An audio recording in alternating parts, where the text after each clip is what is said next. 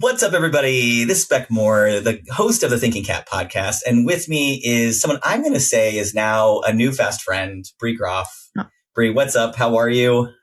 I feel honored to be a new fast friend, and I am good. Thank you. I'm going to say, I have this dear friend, Lori, who when I first met her, I walked to her office. We were working together, and I said, just so you know, we're going to be friends. And it is probably one of the most awkward way to make friends, but I've just really appreciated getting to know you. You're a former guest on the Thinking CAAP, but you also happen to be our keynote at our fall conference. And so happy to have you back. Yeah. Spend some more time together. Thanks for having me back. Of course. So I just want to remind everybody, a little bit about who you are and what you do and what you recently did. So if you're watching, right, holding up your book, Today Was Fun, which is a great read. It was a gift that we gave to all of the folks who came to the conference. And that was sort of the framework that you spoke to the group about. And so if you can, just remind everybody a little bit about the context of the book and what it's about. It's amazing. I've read it a few times now. I am not ashamed to admit. Thanks. Okay, well, for anyone who can't see me, blushing just a little, a few times read is very high praise. And for anyone who has not read it, I hope you do. It's really about the existential case for why we should like work. There's lots of books out there that will make the business case. Employee engagement drives performance, and we need to grow our impact and scale our work. And all of those things are very good and true. But what I think is most important is that we realize when we are in the thick of, especially midlife, in the thick of our work, that one day we will run out of Mondays. The Mondays are not a renewable resource. That if we are only getting through 5/7 of each week, we are not really honoring the very insultingly short time that we have on the planet. And so my solution to that is to reframe how we're thinking about work, not as something that is necessarily painful, and that's why you get paid, because it's painful, but really as something that we do that just creates value for others, creates value in the world, and the pain is optional. You get paid for the value, whether you're having fun or not. And so if we can reframe work as something to be enjoyed, we're starting from a much different place where we can think about how do we bring our humanity to our work, our creativity. How do we make sure it doesn't overrun our lives? And how can we create organizations where all of those things are true? Yeah, amen to that. Yes, it's something that I love to talk about. It's something that the books that I really resonate with me from a business perspective, the podcasts I listen to, right, the people that I have in my personal life, all something that those folks all believe deeply. It's something that we talk a lot about at CAAP. I know many of our agencies talk about, but just cannot say enough good about this book and our conversations that we've had since I've gotten to know you a little bit. So thank you. Thank you for putting it out there in the world, because I think it's something that is deeply, deeply needed. And as a matter of fact, I will call out that on our team at CAAP, we've done the employee manual activity. Now lives in our SharePoint. So for those of you who don't know, Bree, do you want to just speak to that a little bit? I know it's something we've talked about before, but sure. Yeah, it is one of my favorite exercises that immediately makes your working relationships better. And here's how it goes. You create a one-pager for each person in some sort of shared document, like a Google Doc. And on each person's page are a series of questions. They tend to fall into a few categories. So questions about like, who is this person? So the first question might be, who are the people or animals most central in your life? There's questions about what you value on a team, what you like about your work.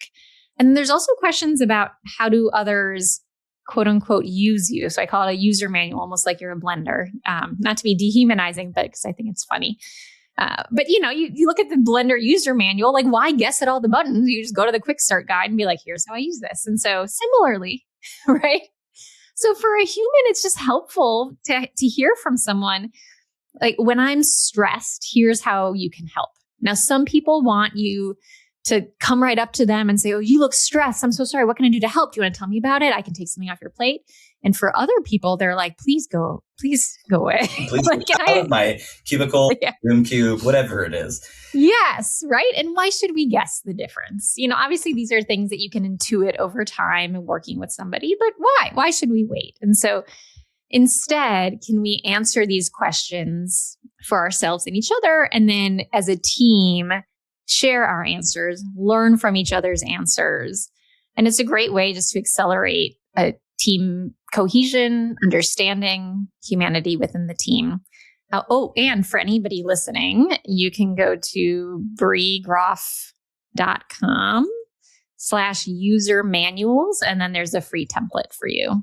And this is actually something I've been putting in my employee kind of workplace culture management coaching trainings that I've been doing. I have, your book front and center, a couple different slides, have a link in there. So just know that I'm a shameless promoter for you.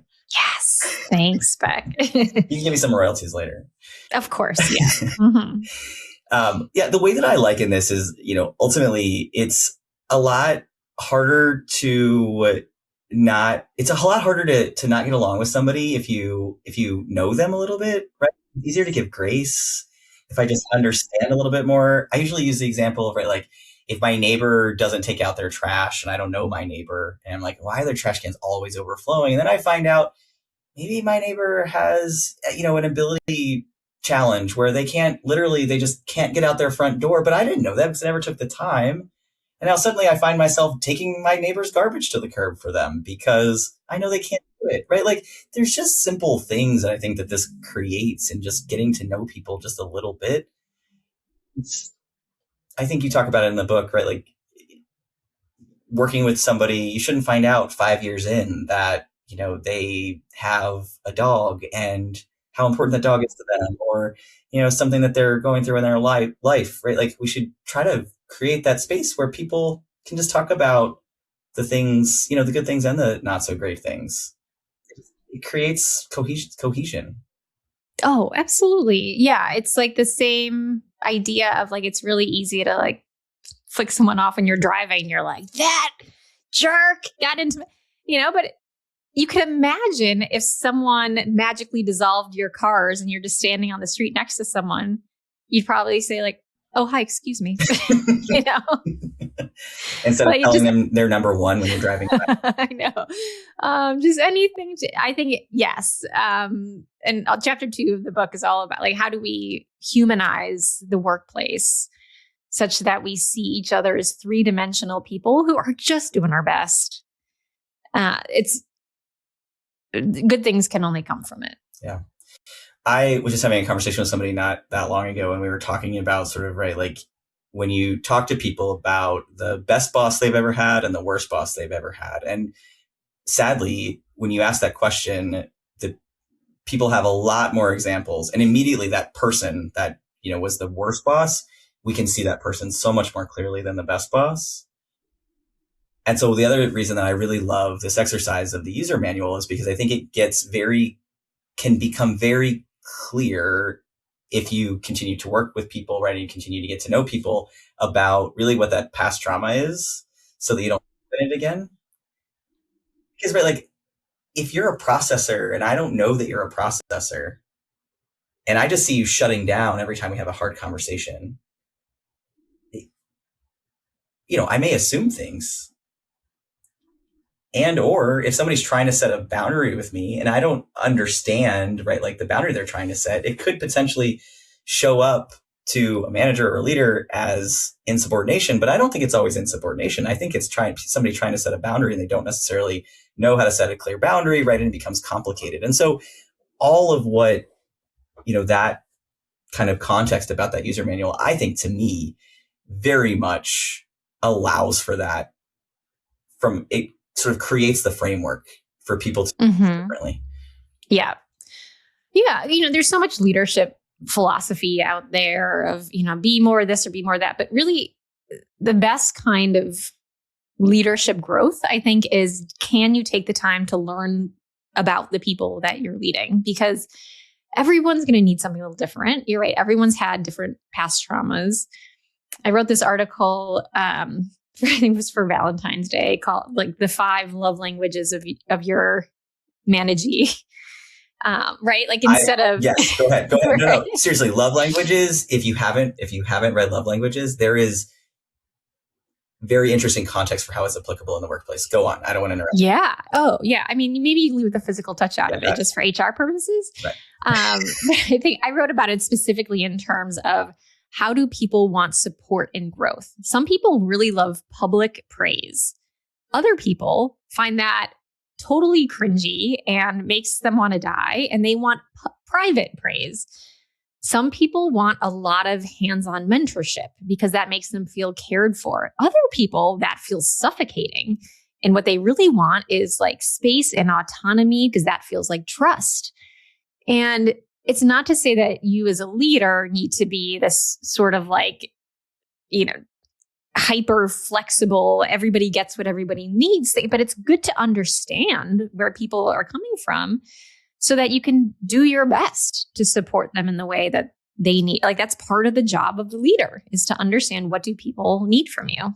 1,000%. I literally just last week did a training for managers and leaders. And one of the things that I try to give some framework around is when it comes to being flexible, sort of changing your approach as a leader, which is so important, even though it's difficult to do. And I find myself still, right, like reverting sometimes to past ways that I would lead and manage.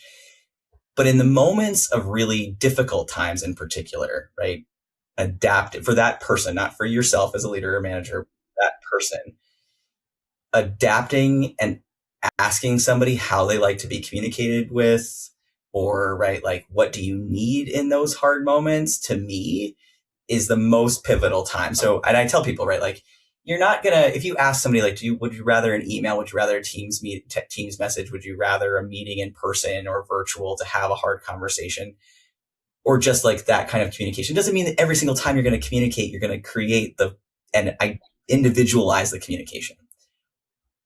But in the hard conversation, right, if somebody needs to sort of, right, like reflect on something before you have the discussion, that's really important. Really important. You just have to know these things. Like, right. Even in my marriage, so I'm very much a verbal processor and my husband is not. So I'll be like, and I was feeling this, and then, and he'll just sit there in silence for a few. He's like a very smart person. But he needs processing time. And so I just have to learn to sit there and be patient. Whereas my instinct is, well, why aren't you just like sputtering back at me same way I sputtered at you? And yeah, it used to be very frustrating earlier in our marriage. And now I've learned, like, as they say, some people talk to think and some people think to talk. And then sometimes those people marry each other.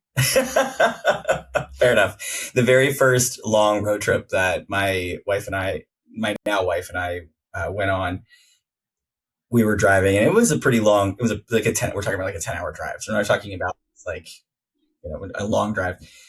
And I'm just, going on and rambling, and had created, a whole soundtrack for us to listen to, very perfectly timed songs, the next thing to the next thing. Cause that's just, I'm a little bit of a planner when it comes to trips like that.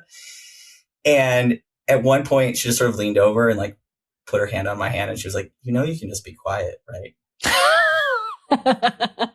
And in past relationships or in past situations, like being quiet meant problems. And so I'm going to fill the silence with as much verbal whatever that I have to give. So I feel that, right? Like learning somebody's style and personal relationship it's why love languages is so brilliant, frankly. Oh, so good. Yeah, agreed. And also I do like that people find their ways to situations that use their strengths. Like you have a podcast and you're very good at chatting. So yes.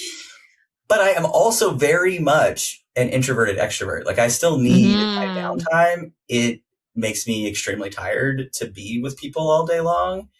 But I also get energy from being with people, but it also makes me really tired. So like I can work a room like a boss.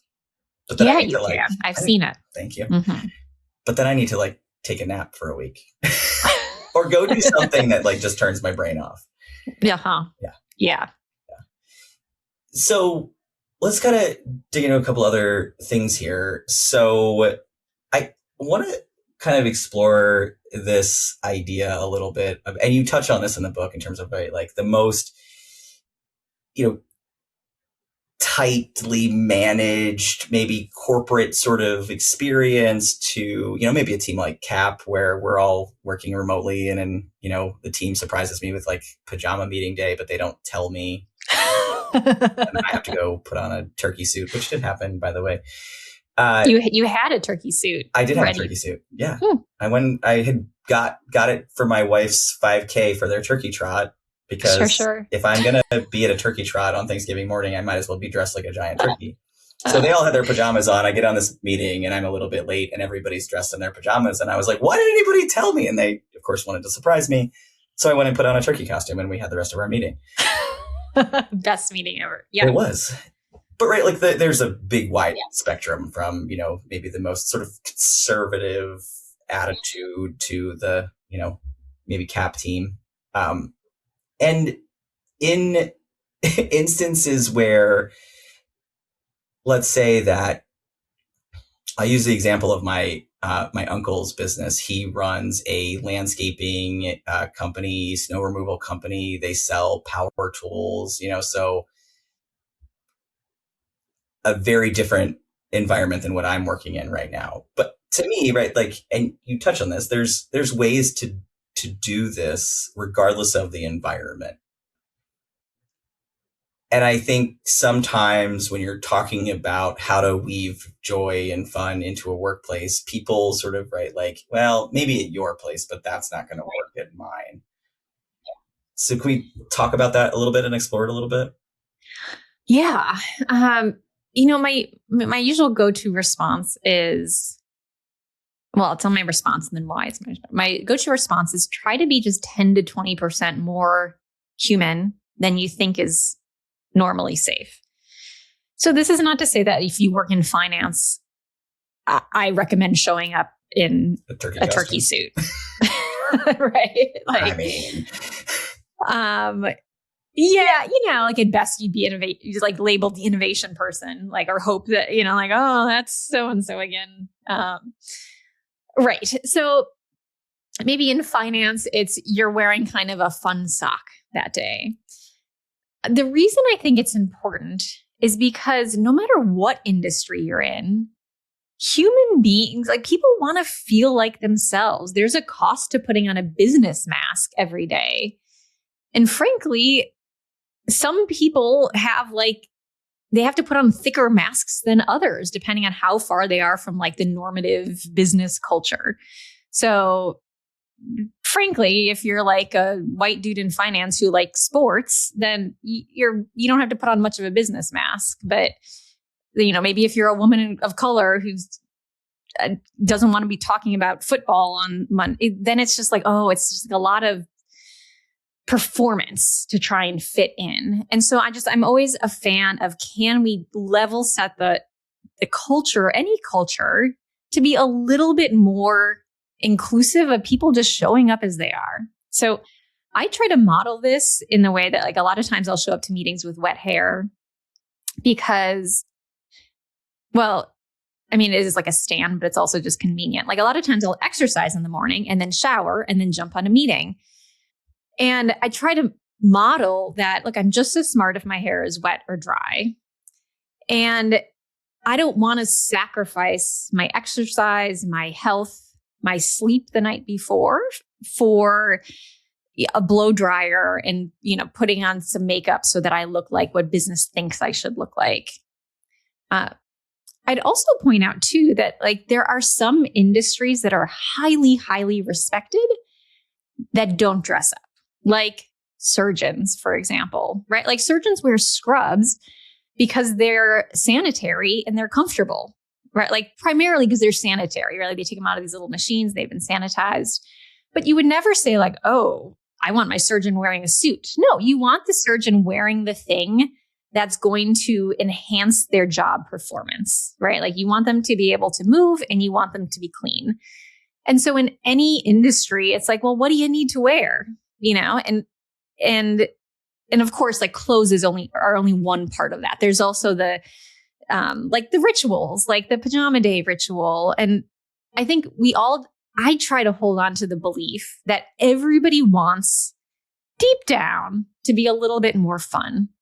It's just that some people have learned it's not safe to do so. And so to wrap back around, what does it look like to exposure therapy ourselves into a little bit more fun? Like 10%, 20% more playful. Tell the joke at the top of the meeting that you saw on Instagram the other day, whatever it may be. And then see if it inspires some people too. Because I think a lot of times it does. It's like, oh, that person is themselves. Like that's magnetic and it's inspiring. And if you don't see that person in the room, the question I always ask is, well, how can I be the person in the room for others? Yeah, it's. I think about when I was early on.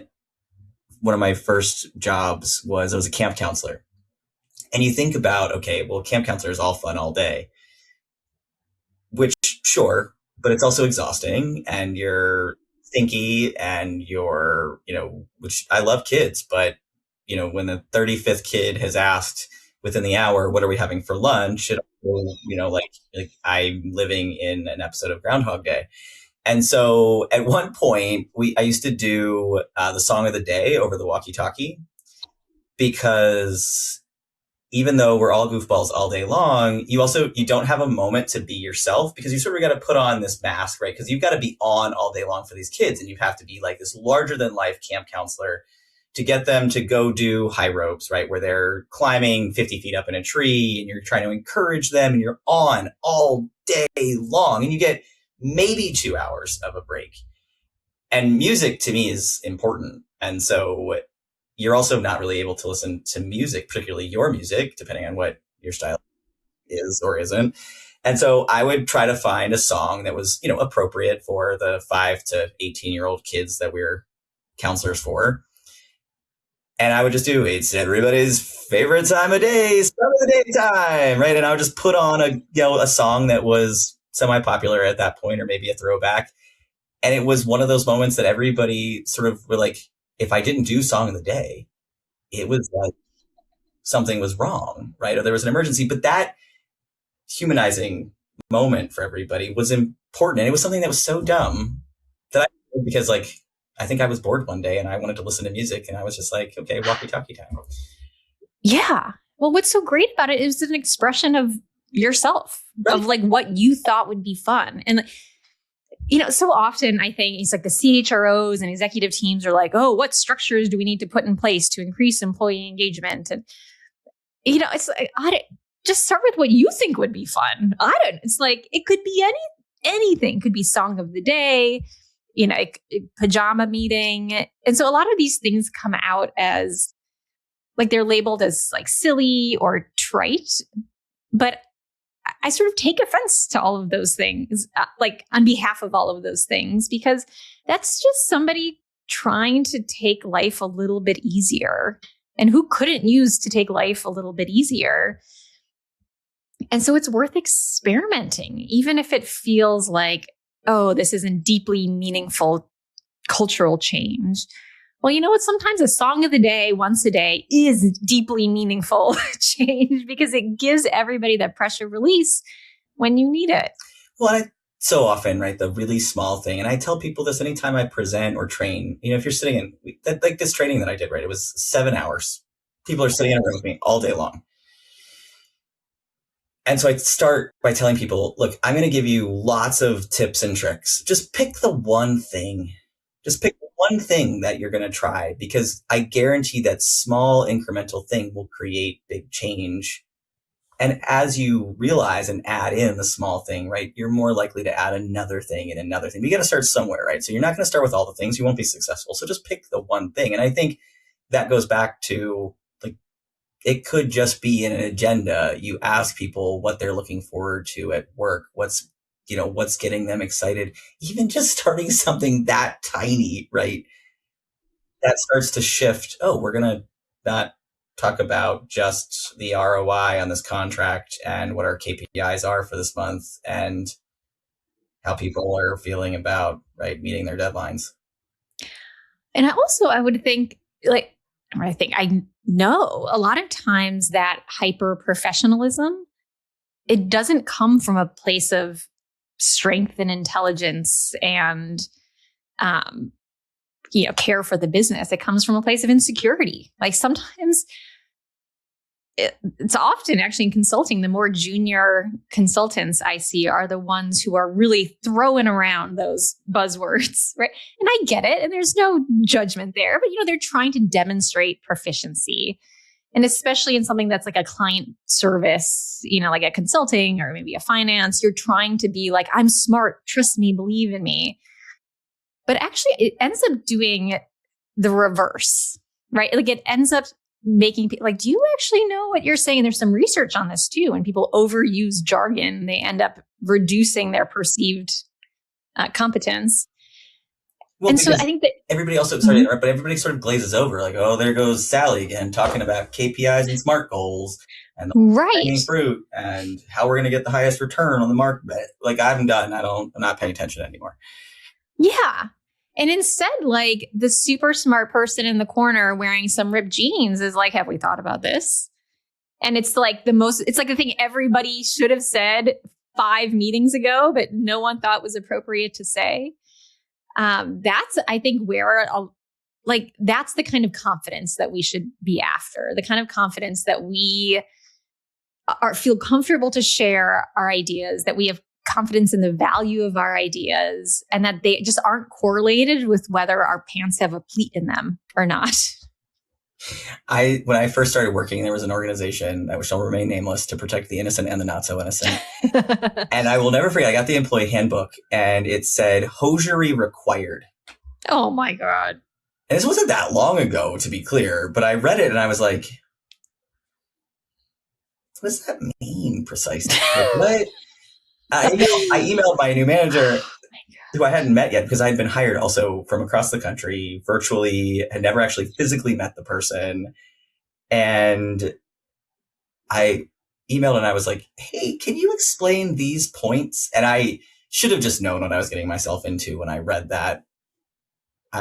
My gut was right. I mean, I did stay there, though, for 13 years and ended up leaving as a CEO and hopefully did a little oh my God. good, as I started, right? Like, yeah. And hopefully changed some of the culture a little bit for the good, but I will never forget reading that. And it was just like, okay, this is going to be interesting. Oh my God. You know what? I'd totally come with like pantyhose on my arms. Nailed it. Bare legs, but yeah.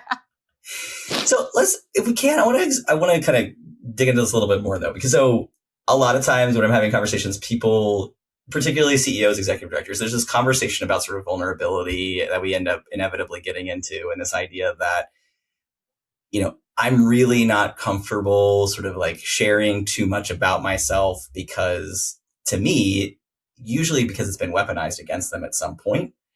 So there's this sort of fear.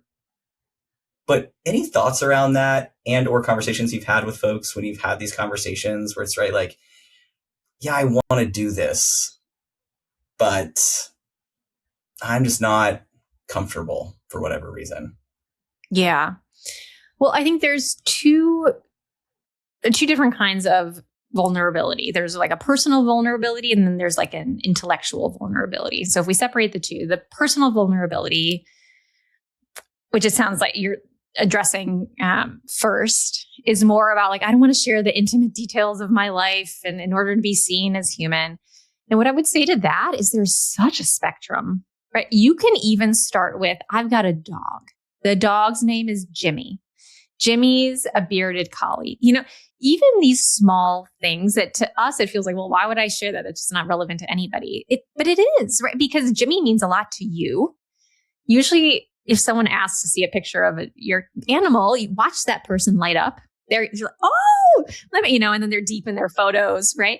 So it's a way of demonstrating a personal facet of your life, a form of, or a part of your life that is driven by love and care and cuteness, which is, often feels very different. And yet there's nothing that personal about it, right? Like it's not that people have to disclose long past traumas, but there's like baby steps into that. And I will say, the more that you can, again, sort of exposure therapy, like I shared this thing and nothing bad happened, the more you'll often find that actually made me endearing to people. Like people understood me better. So often CEOs in particular, they're put on this pedestal where it's very easy to us them, the CEO, right? Oh, the CEO just cares about numbers and profits. And like, of course they do. They're trying to keep the business afloat. Right. But that's their job. Yeah. But I think there's a way to endear employees to the CEO. If a CEO can say, like, well, one, share some basic things about their life. It's just nice to know if the CEO, if it feels comfortable. What city did you grow up in? Like, do you have some siblings around? If it feels comfortable, who do you live with? Which like maybe a little bit dicier for people, but still nonetheless. Do you have a favorite food? Do you have like a quirky thing about you? Like a hidden talent, right? Or like, I like dried mangoes on Tuesdays. All of these things are endearing. And I think it can really help too when you get this us them mentality, because then it sort of opens the door to intellectual vulnerability, which is things like, let me tell you about the financial state of the business right now. Feeling brave enough to do that. Not, oh, we're fine, everybody don't worry. And then whoops, we've got layoffs later. But let me actually unpack what this looks like here. Like, does everyone understand how we make money, where all of our money goes? Now you might understand when we're making cuts here, it's because I want to save this other thing. I had to make this hard call. And you may not agree with the hard call, but now you understand the stakes, right? And that's totally different organizational culture than what is the CEO doing? They cut this thing. They don't care. They're trying to line their pockets or whatnot. And so in the very least, I think CEOs and leaders should get on board with that sort of intellectual vulnerability. And then if you can pair that with some personal, just a little like, I'm a human too. I put my pants on one leg at a time kind of stuff. It goes a long way. And I would say it feels better. It feels better to be seen and known and not to be this Wizard of Oz. It's, as they say, it can be lonely at the top. And sharing some of yourself is one way to allow people in. Yeah, I agree wholeheartedly. I mean, I probably do this a little bit to a fault, but I think to me, as somebody who doesn't trust people, easily, it also creates trust. I'm far more likely to ask a question of somebody who is a human than someone who is just always buttoned up all the time. That former organization that I also just talked about, my very first all staff meeting, I went and I had a really remarkable CEO at a former organization. I talked about her on the Thinking CAAP before. Her name is Fran. Fran is an amazing human. Shout out to Fran. She's just a remarkable leader. And so I go to this new place. I've moved halfway across the country again. So I had moved out and then moved back, but didn't know anybody at this organization. And I walked up to the CEO and I was like, it's just really nice to meet you. I'm so excited about being here. Just excited to see what comes. And, thank you for the opportunity. And she sort of like brushed me away and was like, I don't have time to talk right now. And I know. Well, and that, right. Like, so I'm trying, I'm also right, like low person on the org chart at this point. So, and that moment, I just very much has stuck with me for a long time. I think the other thing that I want to kind of talk about briefly, and then I know we've got to sort of start to wrap up our time together, unfortunately, is this idea of a lot of times when you're starting the discussions with workplaces around, we don't know what to do. We know we have a little bit of a workplace culture issue, right? We've done the survey. We fixed all of these things and just people still, right? They're not happy, feel like, people are starting to burn out. We just don't really know what to do. And I try to explain to people all the time that, starting at culture with just like fixing the problems it's not going to do anything, right? Because it's an expectation that you have some of the things that people are talking about in those surveys. So I don't know what your thoughts are about that, but I think to me, it's one of the biggest missteps in trying to fix culture problems is just like, okay, we're going to start with the workplace culture survey. I mean, you should do the survey, to be clear, but there's also these other pieces. Well, there's definitely can we fix what's wrong, which is a good thing to do, right strategy. And there's also, what can we make truly great and delightful strategy, right? Which honestly, once you have some of those things in place, I think we've all had jobs, or perhaps you an inkling of a kind of job where you had enough fun with the people that you were willing to kind of endure a lot of really unpleasant parts of the job or organization otherwise. And so sometimes it's, what can we do to give somebody a little bit of delight? And this could look like a bunch of different things. There's one way that I often advise leaders is just start with your own mindset. If you assume that, not that work is hard and therefore we're going to endure it the best we can, but that work can be joyful and therefore we're going to try and squeeze some of the fun out of it. What does that look like? And maybe it's simply, as a leader, like, what does fun look like for you? Can you laugh at your own jokes? Can you laugh at other people's jokes and take things a little bit easier? Then there's also like, what are some of the things that you could do? There is a famous theory from, I think, the 70s called I'm going to butcher it. Maybe you know it. Herzog's. Somebody will correct me. Theory of motivation, which says there are hygiene factors in an organization and there are motivational factors. Hygiene factors are things like pay, cleanliness, and safety of the workplace. These are things that if they're bad, then fixing them gets you to average, to normal. But you can't make a workplace so clean that you're delighting people. Right. At some point you're like, the floors are clean. Right. They're I can fine. see my face. I can see my face. Right. Yeah. Right. So those things you want to take care of, just in the way that usually if you're really being underpaid, that feels like an assault on your value. But even at some jobs, even with great pay, you're still like, this is not worth it. So there's the hygiene factors, but the motivational factors are some of those things that make people shine and light up. Some of like the recognition, the mobility and the growth and the learning and camaraderie. And I'd say too, like a lot of leaders get overwhelmed by what program do we have to put in place to get some of these things. And I would say, can you start with a simple daily delight that shows employees that you cared? I live in New York, and so we've got the new mayor, Mamdani, here, and he's a really interesting theory of change. A lot of which is like he's just started filling a lot of potholes. Things like one might argue, like you can't make people so happy with lack of potholes, but the idea is it was something tangible that you could feel. Like walking to work one day, you're going to be like, there was a pothole there yesterday and not today, which is much different than putting together a 5-year plan for like road reconstruction. It's like, no, just go out there and fix the thing. Right, which also doesn't feel real, right? Like it doesn't feel real. Yeah. And so I think like in a workplace, what are some of those things? Like, it could be something like the pajama day meeting, or it could be something really simple like instead of your all hands, you schedule it for an hour and a half. Instead, you take 30 minutes and say, hey, for the next hour, everybody, please just go take a nap.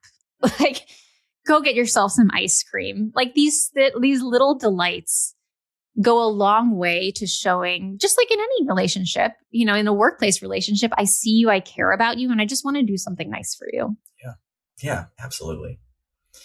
We're going through some tough times right now in my house with my son and my team. I had to be off really suddenly a couple of weeks ago to be out for about a week, like completely, sort of surprise and off the cuff that I had to be out.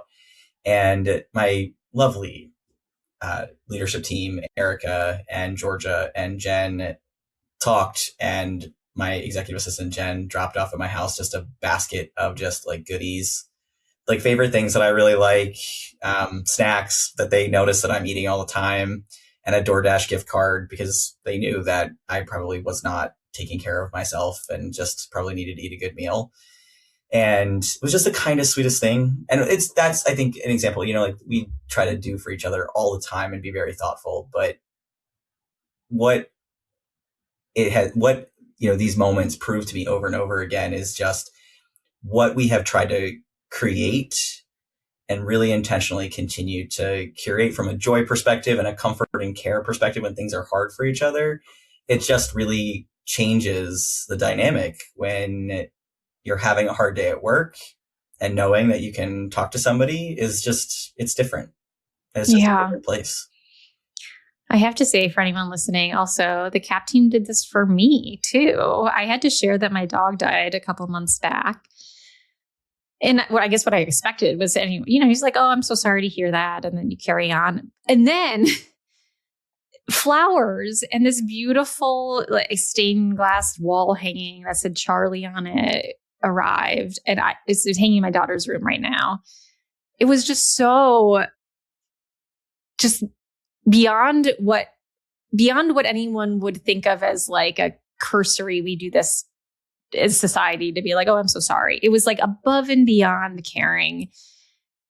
And the items themselves were, of course, lovely. And what was behind them is like you and your team took time to care.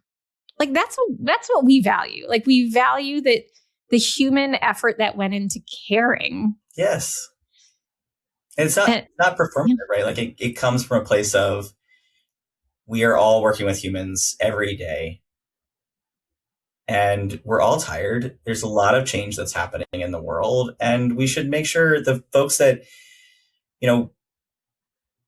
we're working with, we want to make sure are taken care of. And if that's just a simple care and comfort thing, like sending somebody their favorite candy on a hard day, or you're experiencing loss, which all of our team has over the course of our time together in a lot of different instances. And to us, right, like I tell people all the time, like the death of a loved one is extremely hard. I put pets in that same category because they're part of our family. So I'm glad you got to experience that. I mean, I'm glad you got to experience the loss, but I'm glad you got to experience just a little bit of what we try to do for each other at CAAP. Oh, it was so special. Yeah. Which makes you and you all so special. Yeah. So. I mean, it's our team is a lovely group of people. Yeah. So on that note, anything else that you want to lift up? I'll ask kind of the final question. If leaders listening, people who are aspiring to be managers, leaders, in whatever way that shows up, whether it's on a board, in the community, right, or an organization, if they hear nothing else, simple thing, right, to start doing today, which I know is a big question, but anything in particular, other than listening to the Thinking CAAP and reading your book, of course. I mean, those are obvious. Definitely, do those things. 2 bits of homework for you is to offer something personal and then share some gratitude. This can be in whatever format. It could be in a team meeting, or you just think of one person and DM them. The first I sometimes call a micro confession. So even if you're writing an email, instead of saying like, hi, thanks for sending the report, I'll be in touch later. It's, hi, my socks are drenched because it's raining today. I hope you're faring better. Thanks for the report. I'll be in touch shortly. Bye. Right. It's like, it just takes a half second to share something personal, that little micro confession. And that's a totally different vibe of an email, right? Like that's a human writing that. AI did not soak its feet in the rain, right? So one micro confession, and then share one little bit of gratitude. This continues to be just the highest, I was going to say highest leverage. That sounds so jargony, but it's the highest leverage thing you could do, which is just shoot someone a text or a Slack, someone you work with, to say, hey, you were so awesome at blank. Just tell them something they were good at. Everybody's got something they were good at. Just tell them. I guarantee you they're going to be thinking about it the rest of the day, right? Like they're probably going to screenshot it and send it to someone, a friend, put it in a little folder on their computer. They are going to be thinking about it. They're going to say, wow, that person out of the blue told me I was so good at, public speaking in our meetings, or I was so good at organizing our project plan. You won't regret it. It takes 2 seconds and you're going to make their day. And then between those two things, it's showing a little gratitude and sharing a little bit of your humanity. Those things get you, if you do them repeatedly, those things get you most of the way there. Yeah. Well, I was at a conference once and they had somebody from, I think it was Harvard. God help me if it was Yale. Sorry, Yale. Sorry, Harvard. But it was someone who had studied the science of happiness. That was her job. And one of the things that she pointed to, and I have my notes somewhere still, because I've sort of reflected on this. One of the things that they said is one of the top 10 things that people do who are happier in general in life, they're show their gratitude for things, right? So even if it's just once a month, you're sort of right, like have a reminder in your calendar, gratitude day. It's a part of building a habit, right? It's a part of changing your patterns of your behavior so that you start to do things more often, like going back to the gym or right, eating healthier or whatever. But to practice gratitude on a weekly, monthly basis, if that becomes a habit, I always try to be very thoughtful about that whenever I can. It's not always come easily, but I mentioned Fran, for the first 20 years of my nonprofit experience after, I worked with her. It's something that anytime I got a promotion, I called her, I sent her a text and I just reminded her, right, like, this is the influence you had in my life. And I just hope you know how much the things that you did for me really mattered, because I wouldn't be here if it wasn't for you, because she really showed me and her belief in me, which helped me to believe in myself. And she said, she's like, I don't even necessarily always remember these moments, but I'm just so thankful that you have reminded me. Because at one point she told me, she reached out and she was like, I know you don't know this, but I'm really struggling with what I'm going to do next. And you've reminded me about why this work is so important. And I'm so happy that that sort of moment came full circle for both of us, that I was able to help her in some small way. Yeah, we have to do that for each other. There's it's just too much imposter syndrome in the world that we all feel like, we're talking about, like, what am I even doing? I know I'm making it up as I go. No matter how senior you get, people still feel this way. And it's such a kindness to remind each other of the good things we do for each other, that we are indeed smart and inspiring and making a difference for others. It doesn't have to be that difficult, right? It can just be really basic things. I think it's like, have a thought, send a thought is my easiest way. Like, I think something nice about someone and I'm tempted to let it go by and whatever, go make a coffee. I'm like, no, Bree, you had a thought, send a thought. Yes. Yeah. No, I think that that's very true. Well, I love spending time with you. Thank you for likewise joining me again on the Thinking CAAP. Appreciate you so much.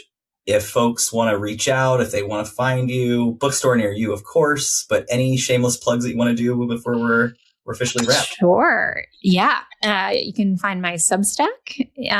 Best place to go first is my website, breegroff.com or BREEGROFF.com. Do sign up for my Substack, find the book wherever books are sold. You can find me on LinkedIn. Other than that, I'm trying a bit of a digital detox, but those places are pretty reliable. Love it. All right. Well, thank you for joining. Thank you to our listeners, and we'll catch you again the next time when you put on your thinking cap. Cap out. Thank you. Thank you for being a part of this episode of the Thinking CAAP. Check the show notes for resources and links to other episodes. And don't forget to subscribe and follow to be notified when new episodes are released. If you have any community action questions you'd like Beck or one of our local experts to answer in a future episode, please email your questions about community action to info@thecaap.org. Subject line, Thinking CAAP.